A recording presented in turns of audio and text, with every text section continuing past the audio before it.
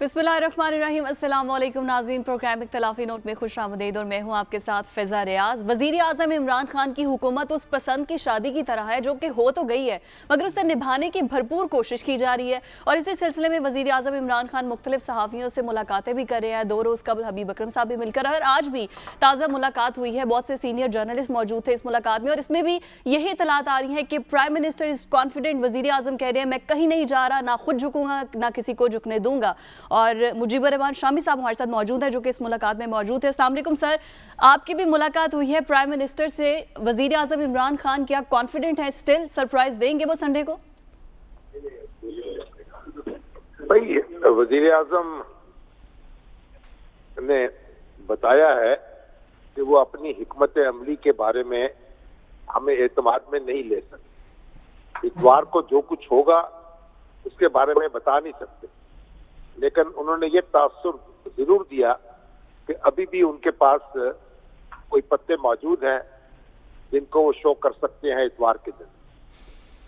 शामी साहब, ये एक महज पॉलिटिकल बात है कि अपने चूँकि एक सूरत हाल ऐसी है कि मुखालिफिन को उनके कैंपों में ज़रा खलबली रहे, क्या इसको यहीं तक देखना चाहिए या हमें इससे आगे बियॉन्ड जाके देखना चाहिए कि वाकई कोई ऐसी चीज़ हो सकती है? आपकी बात है वो भी दुरुस्त हो सकती है कि वजीर आज़म अपने हामियों का मोरल बुलंद रखने के लिए ऐसी बातें कर रहे हो जी, लेकिन उनके लहजे से ये बात झलक रही थी कि कुछ न कुछ कोशिश वो अब भी करेंगे मामले को संभालने की। यानी वो बिल्कुल शिकस्ता दिल नहीं हुए थे, अगरचे मुश्किलात का उनको एहसास था, लेकिन वो लड़ाई करने के लिए पुरअज़्म थे और वो ये कह रहे थे कि मैं कबल इस वक्त आपको नहीं बता सकता। एक तासुर उन्होंने यही दिया। शामी साहब, उन्होंने हालात पर रोशनी डाली, किस तरह वो खत शामी साहब सॉरी जरा वाज़े कर दीजिएगा कि आपको उन्होंने मतलब स्ट्रैटेजी तो अपनी नहीं डिस्क्लोज की, लेकिन आपको तासुर क्या लगा कि क्या उनका ख्याल है कि जो कुछ वो कर चुके हैं, यानी कि इस इंटरनेशनल कंस्पिरेसी के बारे में बात कर चुके हैं, ख़त दिखा चुके हैं, कि इसकी वजह से ऑपोजिशन और इत्तेहादियों में से जो उनके खिलाफ वोट डालने जा रहे थे चंद लोग टूट जाएंगे, या उनके पास कोई और स्ट्रैटेजी है? क्या वो इस खत के ऊपर ही इंतजार कर रहे हैं या कल हमें नजर आएगा कि स्पीकर कोई और काम करेगा, कोई और लीगल स्ट्रैटेजी उनके सामने ज़हन में? नहीं, उन्होंने अपनी स्ट्रैटेजी तो नहीं बताई, लेकिन उनको ये एतमाद था कि कुछ उनके मुखालिफिन जो हैं उनमें दरारें पड़ सकती हैं और कुछ लोग जो हैं बगावत कर सकते हैं और इस खत के मामले में उनके साथ खड़े हो सकते हैं। ये वो तासुर दे रहे थे और उनका ख्याल था कि जो रियासती इदारे जो हैं वो भी उनके साथ ही इस लिहाज से खड़े होंगे या उनको भी खड़ा होना चाहिए। तो उनका ख्याल ये था कि बाजी वो हारे नहीं हैं और जो KPK में अभी बल्दियाती इंतखाबात हुए हैं और उनके जो नताइज सामने आए हैं उन्होंने भी उनको नया हौसला दिया है। और पंजाब के मामले में भी उनका ख्याल था कि वो पेशकदमी कर रहे हैं और पंजाब की जंग जो है कि वहाँ हुकूमत किसकी होगी नहीं, उसको भी उन्होंने अभी हारी नहीं है। तो वो एक फाइटिंग मूड में तो थे, अगरचे के उनके रफाका के चेहरों पे पजमुर्दगी थी और अफसुर्दगी थी, लेकिन इसके बावजूद इमरान खान जो है वो हौसला अपना भी बढ़ा रहे थे मेरा ख्याल है और अपने साथियों का भी बढ़ा रहे थे। शामी साहब, लास्टली ये बताइएगा कि आप की मुलाकात ज़ाहिर हुई तो एक हमारी सियासत में एक एक्स फैक्टर है, वो एक्स फैक्टर बाज़ औक़ात रात को हरकत में आ जाए तो दिन चढ़ जाता है, दिन को हरकत में आ जाए तो रात हो जाती है। आपको वज़ीर आज़म से की बातों से कि ऐसा एहसास हुआ कि कहीं वो जो एक्स फैक्टर है वो हरकत में आ गया? हबीब साहब, आप माशाल्लाह मुझसे बड़े तजज़ियाकार हैं, आप सब ऐसे ना कहे बयान कर सकते हैं। मैं तो आपसे सीखता हूँ और आपके लफ्जों से कोई गुंजाइश पैदा करता हूँ आगे बढ़ने की। तो यहाँ पाकिस्तान में कुछ भी हो सकता है, अगरचे हमें तो रास्ते में जो कोई मुश्किलात है वो बहुत ज्यादा नजर आ रही हैं, रुकावटें भी नजर आ रही हैं, लेकिन हो सकता है تو کوئی ایسی صورت پیدا ہو جائے جیسے پاکستانی سیاست کا اور موسم کا کوئی اعتبار نہیں ہے, کسی وقت بھی تبدیلی ہو سکتی ہے. شامی صاحب آپ کا بہت شکریہ کہ آپ نے میرے کندھے پہ رکھ کے ہی میں یہی ورڈ یوز کرنے والی تھی کہ آپ نے ان کے کندھے پہ رکھ کے بندوق چلانے کی کوشش کی مگر وہ واپس آپ کی طرف آگے. بہت شکریہ شامی صاحب. حبیب صاحب, ابھی جو مرکز نگاہ ہے وہ خط ہے, اس خط کی بار بار بات ہو رہی ہے اور جو ڈپلومیٹ ہے, امریکن ڈپلومیٹ, ان کو بلا کے احتجاج بھی ریکارڈ کروایا گیا, مراسلہ بھی دبایا گیا, لیکن اپوزیشن بار بار یہ کہہ رہی ہے کہ ہمیں ٹرک کی بتی کے پیچھے لگایا جا رہا ہے. یہ ٹرک یہ لیٹر دکھا کے اپوزیشن لیڈر شہباز شریف نے پریس کانفرنس میں کیا کہا, پہلے وہ سن لیجئے. عمران خان یہ کہہ رہے ہیں کہ بین الاقوامی سازش ہوئی ہے. غیر ملکی سازش کا آپ کو آج علم ہوا؟ جب یہ خط آپ کہتے ہیں 7 تاریخ کو آیا تو 3 ہفتے آپ نے کہاں گزار دیے؟ اگر یہ بات تھی تو آپ کو تو فوراً اس کے اوپر واویلا کرنا چاہیے تھا. آپ نے کل پہلے کہا کہ امریکہ, اور اس کے بعد کہا نہیں وہ تو میں امریکہ کی بات نہیں کر رہا تھا, وہ اور بات کر رہا تھا. اندازہ کریں یہ آپ ڈرامہ بازی آپ کس کو دکھا رہے ہیں؟ اگر یہ بات تھی کہ آپ بین الاقوامی یہ سازش یا ایک ملک کو آپ ذمہ دار ٹھہرا رہے تھے تو پھر OIC کانفرنس میں آپ نے امریکہ کے ڈیلیگیشن کیوں دعوت دی آپ نے؟ یہ سوال بھی آگے چل کے اٹھائیں گے, لیکن بلاول بھی بولے ہیں, پہلے وہ سن لیں. وزیر اعظم صاحب گیم تو ہار چکا ہے, اور جاتے جاتے جس طریقے سے ہمارا خارجہ پالیسی حملہ آور ہے, لیٹر کا شوشہ ہے, یہ ایک کوشش ہے کہ پاکستان کے عوام کو ایک ٹرک کی بتی کے پیچھے لگایا جائے. اگر خان صاحب 23 فروری کو رشا پہنچتا ہے, 23 فروری سے پہلے ہم شہباز شریف کے صاحب کا گھر گئے تھے. جنوری میں ہمارا عوامی مارچ اور عدم اعتماد کے فیصلے لیے گئے. کیا ہمیں پہلے سے پتا تھا کہ یہ عالمی سازش بن رہا تھا؟ جھوٹ کہنا ہے تو اتنا ہی جھوٹ بولو جو لوگ سچ مان سکتے ہیں. پہلے کہتا تھا کہ اپوزیشن نے مجھے ایک بہت بڑا تحفہ دے دیا, اب فیصلہ اس نے خود کرنا ہے کہ کیا یہ ہمارا تحفہ ہے یا یہ عالمی سازش ہے. یہ نیریٹو کی جنگ ہے حبیب صاحب. اپوزیشن اپنا ایک الگ نیریٹو دکھا رہی ہے, حکومت اپنا ایک الگ نیریٹو دکھا رہی ہے, لیکن اس کے ریزلٹ, اس کے کانسیکوینسز پاکستان کی سالمیت پر کیا ہو سکتے ہیں؟ دیکھیں یہ تو ایک الگ معاملہ ہے. ابھی ہم اس کو ذرا اس سوال کو محدود کر لیتے ہیں صرف اپنی اندرونی سیاست تک. دیکھیے جو اپوزیشن کا یہ کہنا ہے کہ یہ 7 مارچ کو آیا تو اس سے پہلے ہم یہ فیصلہ کر چکے تھے, خط لکھنے تک یعنی خط کی نوبت آنے تک اس سے پہلے اپوزیشن تو دعویٰ کریے نا کہ جنوری میں ہم فیصلہ کر چکے تھے. اسی پروگرام میں نومبر میں یہ عرض کیا گیا تھا کہ جناب ایسا ہونے والا ہے. تو اب آپ کیا اس کو کیا سمجھیں؟ اور یہ صرف نہیں, اس کا مطلب یہ ہے کہ بہت سارے لوگ اخباروں کے کالم, ٹی وی کے پروگرام, یہ لوگ ایسے ہیں جو یہ بتا رہے تھے نومبر میں کہ جناب اب یہ ہوگا, اب یہ ہوگا, اب یہ ہوگا. اور اس کے بعد پھر جو انٹرنیشنل کہیں اس میں جو لنکیجز ہیں, تو بہت سارے فقیروں نے یہاں پہ ٹیلی ویژن پہ بیٹھ کے بات کی تھی, اخباروں میں لکھا تھا کہ جناب اس طرف بھی توجہ کر لیجئے. تو خط تو ایکچولی اس کی کلمینیشن تھا, اس کا بالکل نقطہ عروج تھا. تو لہٰذا یہ معاملہ جو ہے وہ اتنا سادہ نہیں ہے کہ ایک بیان سے ایک بیان یکے بعد دیگرے شہباز شریف صاحب اور بلاول بھٹو صاحب کہیں گے اور اس بیان کی سیاہی جو عمران خان صاحب نے ان کے دامن پہ ملی یا ملنے کی کوشش کی وہ دھل جائے گی. ایسا نہیں ہوگا, ایسا نہیں ہوگا. حبیب صاحب سعد کی طرف چلتے ہیں. سعد صاحب یہ بتائیے گا کہ امریکہ, یہ تاثر تو عام ہے کہ بہت پہلے سے جو حکومتیں آتی ہیں جاتی ہیں کہیں نہ کہیں امریکہ کا رول ہوتا ہے, لیکن اب یہ نیریٹو دوبارہ سے آ رہا ہے, اندرونی سازش بھی اور بیرونی سازش بھی. دیکھیے اس کے اندر کیا دو رائے ہیں کہ امریکہ نے, اور ہمیں اس بات کو کہنے کے اندر اب جب کہ پرائم منسٹر نے کہہ دی ہے تو ہم اس بات کو کرنے میں کوئی مذائقہ نہیں ہونا چاہیے.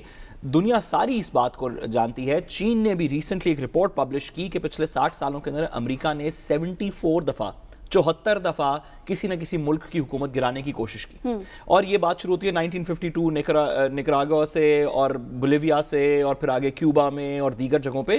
امریکہ رجیم چینج کی پالیسی رکھتا رہا ہے, اس بات کو تو ساری دنیا تسلیم کرتی ہے. ابھی ریسنٹلی प्रेसिडेंट बुश ने कहा, एक रशियन प्रेसिडेंट के बारे में बात कि he can not stay in power, यानी कि एक रिजीम चेंज की पॉलिसी के बारे में बात हुई। पाकिस्तान के अंदर इस तरह के मौके मौजूद हैं, हम इस प्रोग्राम में बात कर चुके हैं। मेमोगेट का स्कैंडल, लॉयर्स मूवमेंट के दौरान नवाज शरीफ साहब को किसका फोन आया था? अमेरिका के सेक्रेटरी ऑफ स्टेट का फोन नहीं आया था क्या? क्या इसी तरह गवर्नमेंट्स डिसाइड नहीं हुई थी जब गुजरांवाला से वापस गए थे? तो ये तो कोई, इसमें तो कोई दो राय नहीं हो सकती कि अमेरिकन पॉलिसी के अंदर ये बात रही है माजी में। सवाल ये है जो भी हबीब साहब ने कहा कि अगर हम इतने अरसे से बात कर रहे थे कि अदम एतमाद की तहरीक आ सकती है, तो क्या ये अमेरिकन कंस्पिरेसी है या नहीं है? मैं हबीब साहब की बात से इत्तफाक नहीं करता। क्यों? देखिए, अदम एतमाद की तहरीक आना एक कॉन्स्टिट्यूशनल अमल है, हम बड़े अरसे से बात कर रहे थे, बल्कि इसी प्रोग्राम के अंदर हमने ऑपोजिशन लीडर्स से पूछा बार बार कि आप आज क्यों नहीं जमा करवाते, कल क्यों नहीं जमा करवाते, और वो जी बंदे नहीं पूरे हो रहे, बंदे नहीं पूरे हो रहे, बंदे नहीं पूरे हो रहे, हम देख रहे हैं, सोच रहे हैं हमारी रद्द-ए-अमल होगा। इमरान खान साहब का ये कहना है कि ये कॉन्स्टिट्यूशनल ऑप्शन तो मौजूद थी, लेकिन इसमें जान तब डली। इमरान खान साहब का कहना है कि ये ऑप्शन तो हमेशा से आइन में मौजूद थी, लेकिन इसमें जान तब डली जब बैरूनी मुल्क से कुछ लोगों ने हमारे लीडरान से कहा कि हाँ आप फायर कर दें और बाकी चीज़ों को हम साथ साथ मैनेज करने की कोशिश करेंगे। तो ये कहना कि ऑपोजिशन बड़े अरसे से बात कर रही थी, बड़े अरसे से बात जरूर कर रही थी, लेकिन वो इस तहरीक को लेके नहीं आई थी। खान साहब का ये कहना है कि ये फायर तब किया गया 8 मार्च को, यानी कि इसको अमली जामा तब पहनाया गया जब कहीं बैरून मुल्क से भी कुछ इशारा आ गया। क्या ये बात दुरुस्त है या नहीं, इसके ऊपर हम हतमी बात नहीं कर सकते, लेकिन इस बात को डिसमिस नहीं किया जा सकता, ना ही करना चाहिए कि इंटरनेशनल पावर्स का, ख़ास तौर पे अमेरिका का एक ट्रैक रिकॉर्ड रहा है कि डोमेस्टिक पॉलिटिक्स के अंदर, ख़ास तौर पे उन ममालिक की जो आने वाले दिनों के अंदर एक ग्रेटर गेम के अंदर बड़ा कलीदी किरदार अदा करेंगे, उसमें उनका इंटरेस्ट रहा है। बल्कि अगर पाकिस्तान इंटरनेशनल सुपर पावर होता तो हमारा भी इंटरेस्ट होता कि कहीं पे और क्या हो रहा है। एग्जैक्टली हमें ज्वाइन किया है शमशाद अहमद खान साहब ने, जो कि साबिक सेक्रेटरी खारिजा हैं। बहुत शुक्रिया सर आपके वक्त के लिए। अभी जैसे बात कर एम्बेसडर साहब, आपकी इजाजत। एम्बेसडर साहब, ये बताइए कि ये बात बार बार की जा रही है कि इस तरह की तल्ख बातें तो पाकिस्तान और अमेरिका की जो बाहमी ताल्लुकात हैं उनके अंदर अक्सर होती रहती हैं, और इसको किसी थ्रेटनिंग मोड में नहीं देखना चाहिए। पहले भी सलाला के वक्त, दीगर वक्त पे हमारी बड़ी तलखियां, बड़ी मुश्किल जुमलात का एक्सचेंज हुआ। आपके एक्सपीरियंस में क्या ये खत उसी एक तल्ख रिलेशनशिप की कंटिन्यूएशन है, या ये वाकई दिस अमाउंट्स टू कि हमारी सॉवरेनिटी को इन्फ्रिंज किया जा रहा है? और खान साहब, आप तो सेक्रेटरी खारजा रहे हैं, बहुत से राजों के अमीन है और वाक़यात के शाहिद हैं, आपका एक्सपीरियंस ही मैटर करता है इस सूरत हाल में।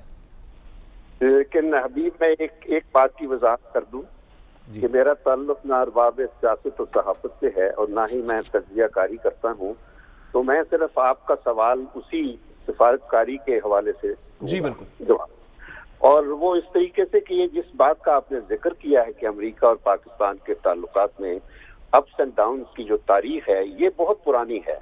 ये सिर्फ मेरे वक्त तक से नहीं शुरू होती, ये बल्कि 50 की दिहाई से शुरू होती है, और बहुत से ऐसे लम्हात आए जब अमेरिका को हमसे इस किस्म की धमकियां, इस किस्म के सख्त डिस्प्लेजर्स जो थे वो हमें कन्वे करने पड़ते थे। और उस वक्त हमारी, क्योंकि शुरू से ही हमने एक अपने आप के लिए एक चूज कर लिया था कि हमने अमेरिका का गुलाम बन के रहना है, तो वो सब हम मानते गए। और ये मुझे अच्छी तरह याद है कि 63 में कैनेडी की जो प्रेसिडेंसी थी और उसके बाद फिर जॉनसन, तो हमें उस वक्त कहा गया था कि चाइना के साथ अपने ताल्लुकात खत्म करो। फिर 65 की जंग में आपको याद होगा कि हम तकरीबन कश्मीर पहुंच चुके थे हम जौड़ियां के महाज पर, लेकिन ऐन वक्त पर अमेरिका के दबाव की वजह से अयूब खान ने अपना जर्नैल वहां से बदल दिया था, और उसके नतीजे में हमने कश्मीर गंवा दिया। और वरना अमेरिकनों ने मैं फॉरेन ऑफिस के हवाले से कह रहा हूं कि अमेरिकनों ने हमें उस वक्त आके इस्लामाबाद में ये धमकी दी थी कि अगर तुमने ये अपना ऑपरेशन जारी रखा छमजोड़ियां से, तो हमें खतरा है कि आप कहीं एक हफ्ते के अंदर या 10 दिनों में दिल्ली ना पहुंच जाएं, तो हम चाहते हैं कि इस ऑपरेशन को खत्म करें। तो हमारे उस वक्त के सरबराहों ने वो ऑपरेशन खत्म किया। और उस वक्त मुझे अच्छी तरह याद है कि भुट्टो, जुल्फिकार भुट्टो जो प्राइम मिनिस्टर है ना, सदर अयूब के फॉरेन मिनिस्टर थे, तो वो कराची में बैठ के चाइना के फॉरेन मिनिस्टर चैन यी के साथ बाकायदा मनसूबा बंदी कर रहे थे इसी ऑपरेशन की कामयाबी के लिए। देखिए कितनी हमारी तारीख में ऐसी ऐसी चीजें हैं और हम आज भी उसी जहनियत का गुलाम बने बैठे हैं कि अमेरिका जो कहता है वो मान लो। जिस दिन आपने वो आजादी का जज्बा पैदा हो गया कि आपने एक इंडिपेंडेंट रियासत के तौर पर जिंदा रहना है, तो मैं कहता हूं कि हमारे सारे मुस्तकबिल के मसाइल खत्म हो जाएंगे। और ये मैं आपको एक मिसाल देने लगा हूं, 1796 में 1796 में अमेरिका का जो पहला सदर था जॉर्ज वाशिंगटन, उसने अपनी कांग्रेस में फेयरवेल स्पीच में कहा था कि nations that leave themselves at the mercy of other powers do not deserve to remain independent. अच्छा खान साहब ये बताइएगा, they continue to seek disinterested favors from the same powers, they lose their independence and freedom of action. तो अब ये पहली दफा एक आपके पास ऐसी क़यादत आई है जिसने अमेरिका को आंखों से आंखें देखकर बताया है कि हम आपके साथ अमन चाहते हैं। खान साहब ये बताइएगा इससे पहले आप मेरी बात क्या को कंप्लीट इस होने दीजिए। ग्रेविटी की कोई बात हुई पाकिस्तान के साथ तारीख में? क्या किस बात क्या? यानी जो इस तरह खत में सीधी सी बात कही गई हमारे एम्बेसडर को बुला के कि जनाब रिजीम चेंज होना चाहिए आपके यहाँ, तभी मामला आगे बढ़ सकते हैं, क्या इतनी क्लियर कट बात कभी पहले पाकिस्तान से की गई? क्योंकि अपोजिशन कहती है कि इस तरह के बहुत सारे मामला चलते रहते हैं, ये तो कोई इशू ही नहीं है। देखिए बहुत डिस्प्लेजर्स बहुत दफा कन्वे किया जाता था, बल्कि जब हम धमाके करने थे हमने इंडिया के धमाकों के जवाब में, तो उस वक्त भी हमें कहा गया था कि धमाके ना करना, हमसे बुरा कोई नहीं होगा। उसके बाद फिर जब हमने धमाके कर दिए थे तो फिर कहा था CTBT साइन करो वरना हम आपकी मदद छोड़ देंगे, सैंक्शन लगा देंगे। तो उस वक्त भी धमकियां दी जाती थी। उस वक्त मेरे अपना जो फॉरेन मिनिस्टर होता था सरताज मीर, वो मुझे कहता था कि अमेरिका की बात मान लो। मैं कहता था कि मैं नहीं मानूंगा, CTBT मैंने नहीं साइन किया। लेकिन उसके बाद भी ये 2000 मुशर्रफ के जमाने में उस वक्त भी इस किस्म के वाकयात थे। जब 9/11 हुआ मैं मौजूद था उस वक्त, जब न्यूयॉर्क में आए थे 2001 में 9/11 के वाकये के बाद, तो मैं प्रेसिडेंट बुश के साथ उस मीटिंग में था। तो मुझे उस दिन बड़ा ही अफसोस हुआ था जब हमारे सदर ने उस वक्त एक तरह से हेलो कर दिया, यस कर दिया कि जो वो चाहते थे, और हालांकि जो जितना वो चाहते थे हमने उससे ज्यादा कमिट कर दिया। खान साहब ये बताइए कि क्योंकि जैसे कि आपसे बेहतर कोई नहीं जानता कि ये इंटरनेशनल पावर्स का ख़ास तौर पे अमेरिका का तो ये वतीरा रहा है डोमेस्टिक पॉलिटिक्स के अंदर, मुख्तलिफ ममालिक की वो इन्वॉल्व होता रहा है, साउथ अमेरिका में भी, मिडल ईस्ट में भी, यहाँ पे भी।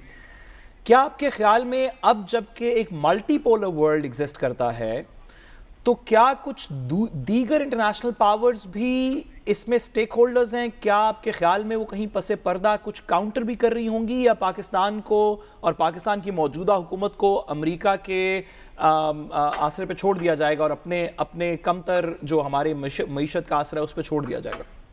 साहब देखें, एक हमें हमेशा हमारे जहन में ये रहता है कि हमें बचाने वाला कोई और होगा। बचाना होगा तो खुद को बचाना होगा।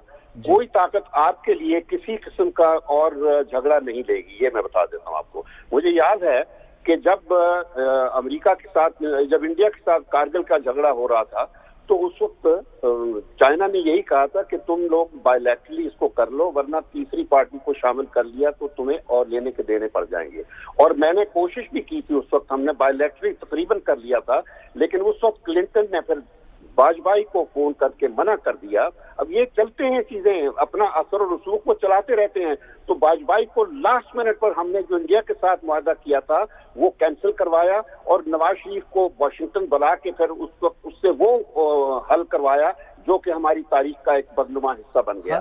तो मैं कहना ये चाहता हूँ कि अभी वक्त आ गया है। देखिए अभी एक ऐसी क़यादत है जिसने साफ अमेरिका को बता दिया है कि हम आपसे अच्छे ताल्लुकात चाहते हैं, और हमने कोई कन्फ्रंटेशनल वो नहीं किया अमेरिका के खिलाफ, लेकिन ये है कि अब हम किसी जंग का हिस्सा नहीं रहेंगे। ये बताइएगा कि हमारे अब इम्कानी तौर पे वजीर आजम शहबाज शरीफ साहब हैं, बिलावल भुट्टो साहब हैं, दोनों तजर्बाकार पार्टियों से ताल्लुक़ रखते हैं। आसिफ अली जरदारी साहब खुद प्रेसिडेंट रह चुके हैं, उन्होंने इस खत को कहा झूठ। اور شہباز شریف صاحب کہتے ہیں اور یا ان کی پارٹی کی طرف سے کہا جاتا ہے کہ اس طرح کے معاملات تو چلتے رہتے ہیں. ہنا ربانی کھر صاحبہ بھی کہتی ہیں کہ ان کے ساتھ بھی اس طرح کی کئی باتیں ہو گئی ہیں. کیا اسپیسیفکلی رجیم چینج کا یہ شرط رکھنا کہ تعلقات تب بہتر ہوں گے جب آپ حکومت بدل لیں گے، کیا ایسا واقعہ پہلے بھی کبھی پیش آیا؟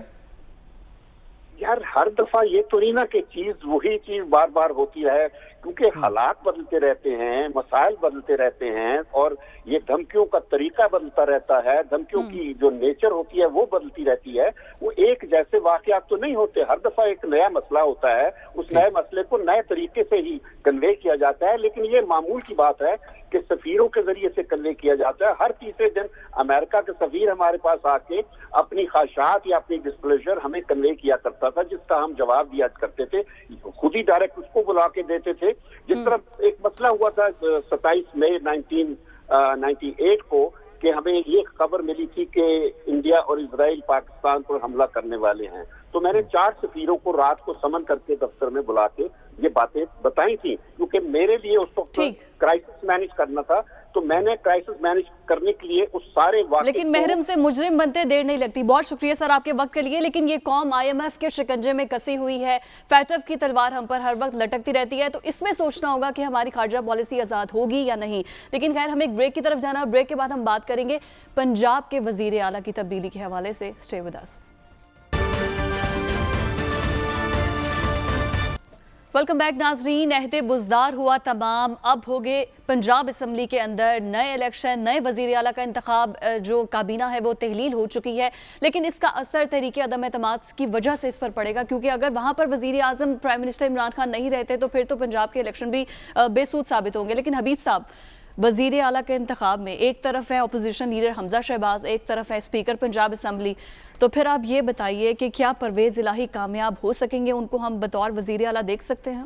دیکھیے، پرویز الہی صاحب کو جو پاکستان تحریک انصاف نے وزیر اعلیٰ کے لیے نامزد کیا تھا، وہ ایک معاہدے کا حصہ تھا.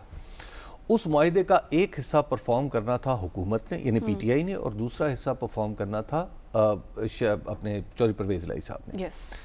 ایک حصہ ایڈوانس کے طور پے ہو گیا، یعنی اب پرفارم ہو گیا کہ عثمان بزدار صاحب کا استعفیٰ آ گیا اور ان کی نامزدگی بھی آ گئی ساتھ ہی.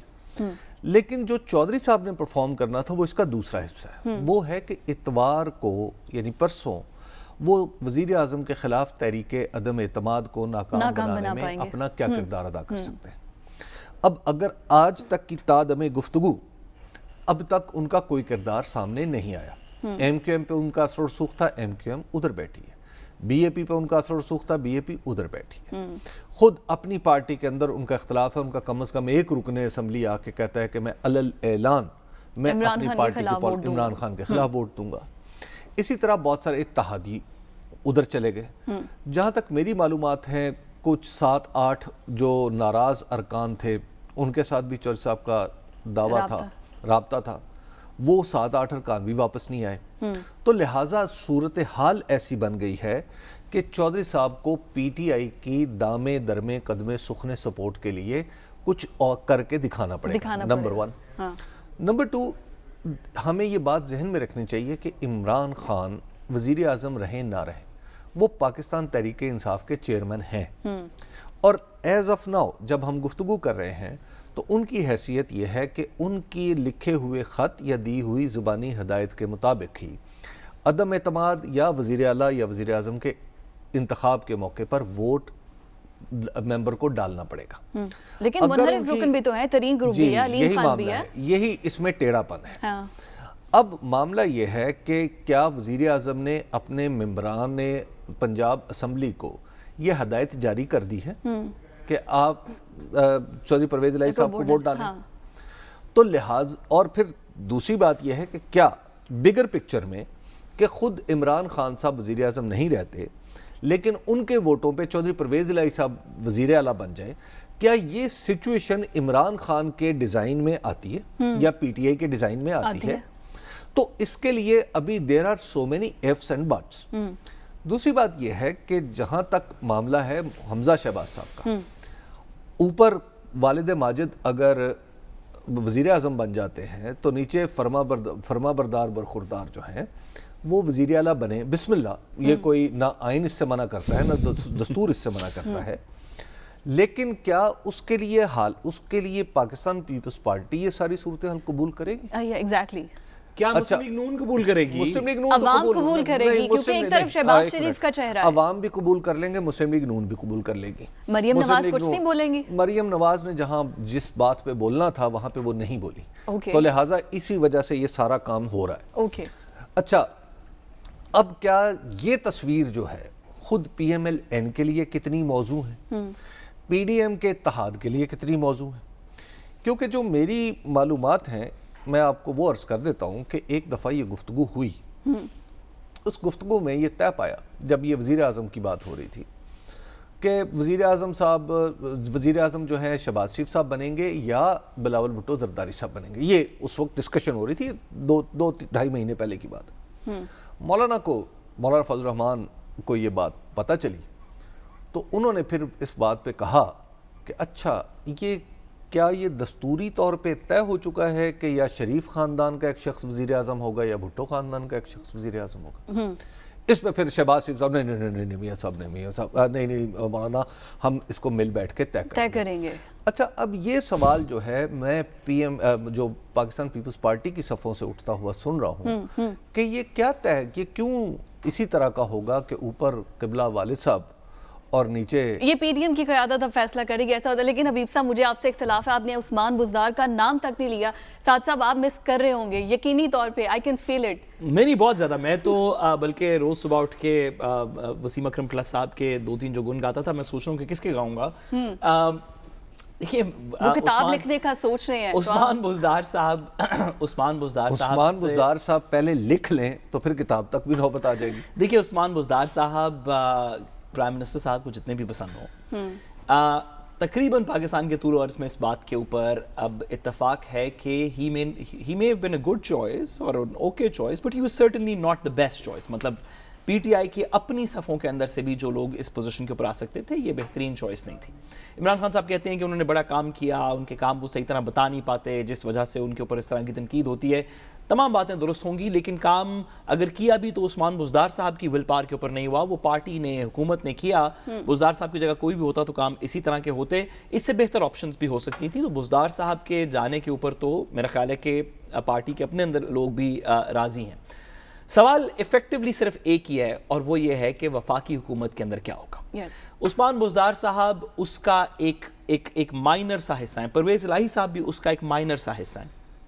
پرویز الہی صاحب کی ابھی تک کی پالیٹکنگ اس طرح کی لگ رہی ہے کہ وفاق میں جو بھی ہو میں پنجاب میں جیت جاؤں, تو اگر وفاق میں عمران خان صاحب ہار گئے اور پرویز الہی صاحب پنجاب میں جیت گئے تو وہ زیادہ دیر کی جیت نہیں ہوگی, یہ تھوڑی دیر کی بات ہوگی. اور پھر تو ایفیکٹو سوال یہ ہے کہ وفاق میں کیا ہوگا.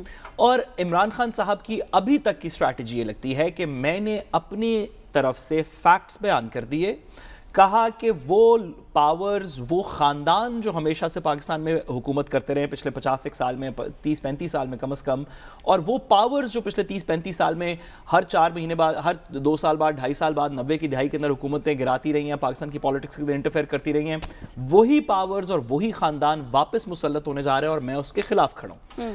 میں نے چند دن پہلے ایک اعتزاز احسن صاحب کی ایک نظم کے اوپر ایک بات کی تھی, میں اس کے چند اشعار پڑھ دیتا ہوں آپ کی اجازت سے, اور یہی سنڈے کا عمران خان صاحب کی بیٹ ہے. انہوں نے کہا, نظم ہے کل آج اور کل, اس میں وہ کہتے ہیں کہ ایک طرف تھی جنتا ساری, ایک طرف تھے چند گھرانے, ایک طرف تھے بھوکے ننگے, ایک طرف کاروں کے خزانے, ایک طرف تھی مائیں بہنیں, ایک طرف تحصیل اور تھانے, ایک طرف تھی تیسری دنیا, ایک طرف بیدار پرانے, ایک طرف سچل اور باہو, ایک طرف ملا اور مسلک, ایک طرف تھے ہیر اور رانجھا, ایک طرف قاضی اور چوچک, ایک طرف امرت کے دھارے, ایک طرف تھے دھارے بھسکے, ساری دنیا پوچھ رہی تھی بولو اب تم ساتھ ہو کس کے. اس سوال کا جواب کہ بولو اب تم ساتھ ہو کس کے, اتوار کے دن پتہ چل جائے گا کس کے ساتھ ہے. Let's take a short break. Welcome back ناظرین. کون کس کو سرپرائز دے گا سنڈے کو پتہ چل جائے گا. پنجاب کا محاذ بھی گرم ہے. آج کے پروگرام سے مجھے اجازت دیجیے, آپ سے پھر ملاقات ہوگی. اللہ حافظ.